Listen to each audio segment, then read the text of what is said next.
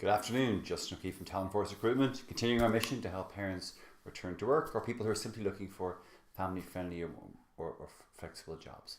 Today we're going to talk about the gig economy. What is the gig economy? What are the benefits, the pros, the cons to engaging in it, perhaps some of the challenges that we see. And the big question, is the gig economy a fad? Is it something that's fashionable and hip? Or is it something that's here to stay? So what is the gig economy? The gig economy, as you could call it, is called the Uber economy. It's depends on your viewpoint. It's a fantastic way to use your time to earn some extra cash, or it's the ultimate casualization of the workforce, and it's something to be fought. In Ireland, from 2007 to 2013, 07 to 13, standard jobs dropped by 13%, and non-standard jobs increased by 3%. So we're seeing a shift in the economy, and this shift is perhaps, we would suggest, being driven by employers. If you look at the US, as of now, about 34% of all jobs would be classed as non-standard, anything that's non-9 to 5.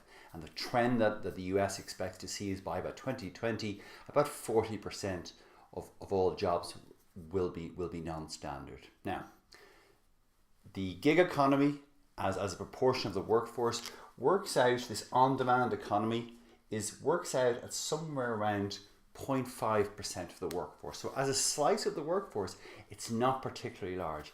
However, since 2010 to today, this number is about 70% higher. Now, this sector of the economy has been getting a lot of bad press recently. There's been a lot of UK court cases where I think it was Deliveroo or one of the on-demand services were taken to court by their couriers, who said, well, actually, you're not gig economy workers, you're not really flexible workers, you're not contractors, you actually should be treated as an employee with holiday pay and all the job security that goes with that. So it's getting a lot of bad press. The question for you perhaps is this something perhaps I should look at? Now, the reason that we're looking at this, especially as we deal, and not with mainly the folks we deal with, are mums looking to go back to work, are looking for more family flexible jobs, is the ratio of women in flexible jobs is about 35 to 40%, and men is somewhere around 10%. So 4 times more women are taking flexible or part-time jobs. And if you go on to the likes of Elance or Upwork and look at the candidates who are offering services, and look at what those services are, there's very, very high emphasis. Most people are actually women. So let's have a look briefly at what sort of services you find on Elance, on Upwork. There are many other gig economy type websites and services. This is all very technology enabled.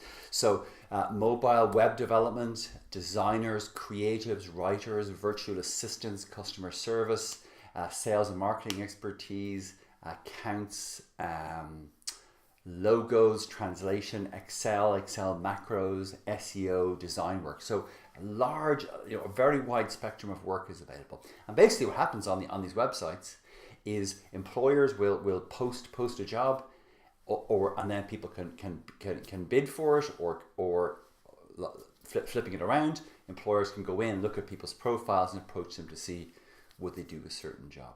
Okay, so if you look at what those websites are saying to the employers, they're saying you can hire anyone, anywhere, at any time to do almost anything. And this is where thinking as a candidate, is this something you want to get involved in? Now, let's look at some of the pros and the cons of going down this road. First, the whole question of predictability of income. So you only get paid when a gig gets done. So when you design a logo or do a piece of writing for somebody. So there's a whole uncertainty of income. The second is, if you're going to be out in this gig economy doing essentially short contracts for other people, there's a whole hustle and marketing yourself 24/7, and that being ready to hustle, to talk about your experience to people, be it in person or online the whole time, can create a certain anxiety, frustration, perhaps a little bit of anger. And as we all know, as we all know, having worked in an office, or ask anybody who's certainly maybe retired in the last few years, is that working in an office environment, regular employment with people, has certain mental health benefits. We often define ourselves in terms of the work that we do. So whilst many people would see and look at the websites, they're very, very hip, it's cool.